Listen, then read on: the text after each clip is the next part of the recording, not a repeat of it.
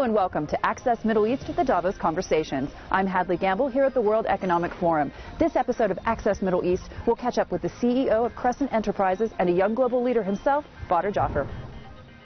With interests ranging from the oil and gas space to logistics and entertainment, Crescent Group Managing Director Badr Jafar is well placed to comment when it comes to the challenges and opportunities facing the MENA region. There are a number of fragile economies, in particular in the post-revolutionary countries in the Middle East and North Africa, which are still sort of rebuilding, and it'll take time, I think, till they get there. So that is a risk on the horizon. An endemic problem across the region is that of structural unemployment and underemployment. The Middle East has the highest rates of youth unemployment in the world. The biggest issue is the inequality of opportunity across the region. I think the opportunity needs to be created. What countries are actively taking on that challenge? Is it more in North Africa, or are we seeing it in the Gulf? I think parts of North Africa are still in crisis resolution mode. So I think, and a lot of that work and development, the center of gravity of that work and development has shifted over the last decade or so to the Gulf region. So countries like the United Arab Emirates, even countries like Saudi Arabia, are at the forefront of that type of thinking.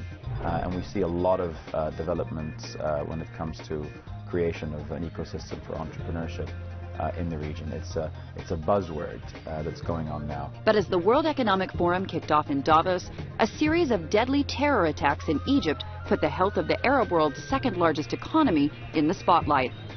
The biggest problem in Egypt today, and one, of course, there are extremely high expectations post Arab Spring, post-revolution, and multiple successions.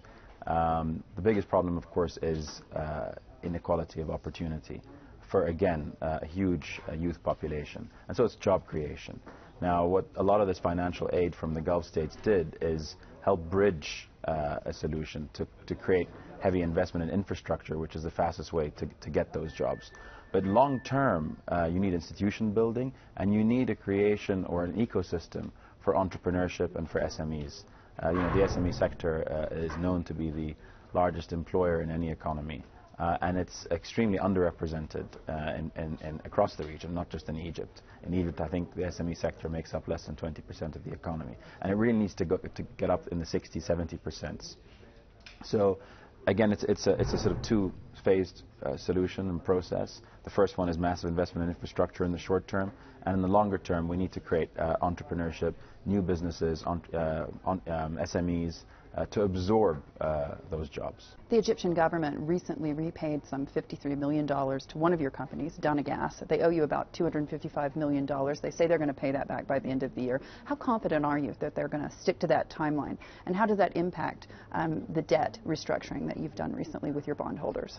Investor confidence is extremely important, and the main thing that companies want to see is respect for contract. And that is particularly important in the resource and industry, which requires a lot of very heavy upfront capital.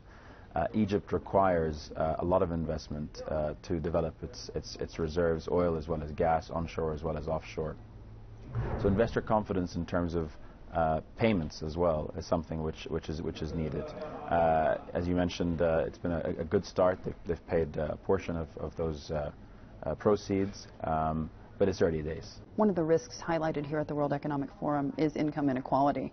But for the Middle East, it seems that opportunity is a bigger concern. What's your take? The biggest issue is the inequality of opportunity across the region. I think the opportunity needs to be created, and this is again something that the government simply cannot do on its own. The region has suffered from an over-reliance on the government to create opportunity and to create jobs. But of course, we know that jobs are not just salaries and titles. They have to be productive jobs. And the private sector is a crucial stakeholder in that solution process. So I think going forward, there is now that recognition, which is very important, of the important role of the private sector.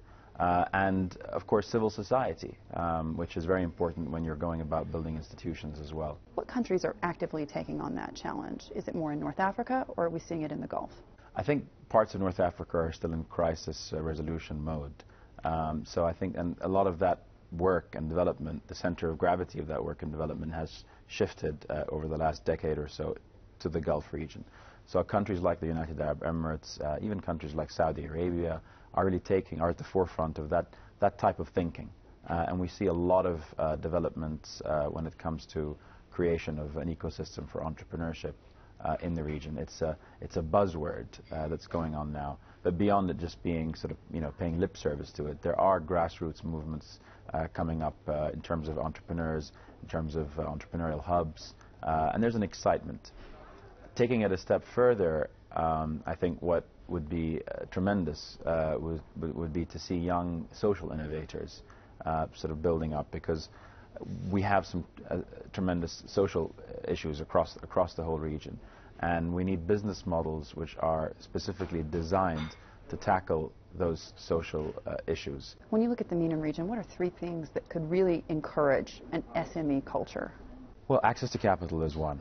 There's a very low percentage of the sort of financial pool that's available to new businesses or entrepreneurs in the region. I think less than 10% of lending is just to small and medium-sized enterprise. So that has to change.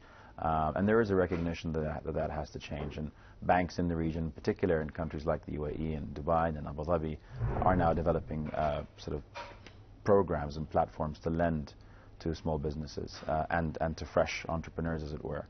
Another one is advocacy.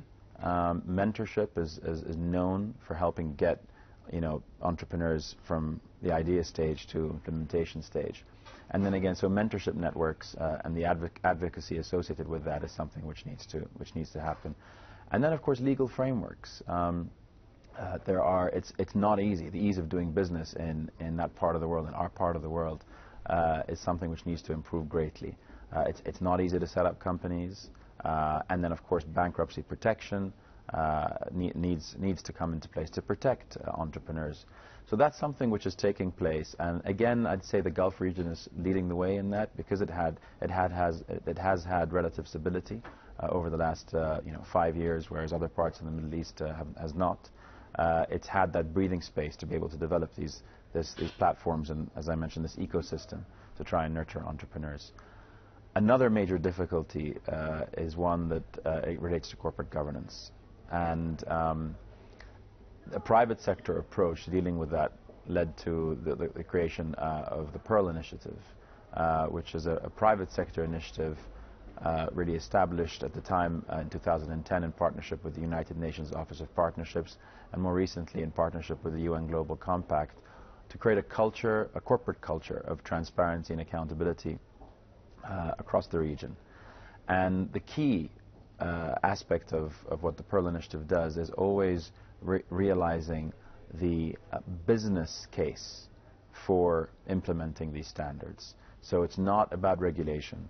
Regulation is important, but as we know, in many parts of the developed world, despite the best in class regulation, you've seen some of the biggest examples of a collapse in those systems. So we have to go beyond regulation, and it's really identifying where the value creation in adopting these governance principles are. Coming up on Access Middle East, the Davos Conversations, we'll get more from Badr Jafar about his business in Iraq, but also how culture could be the next business opportunity in the Gulf. There is an increasing recognition about the importance of the cultural economy.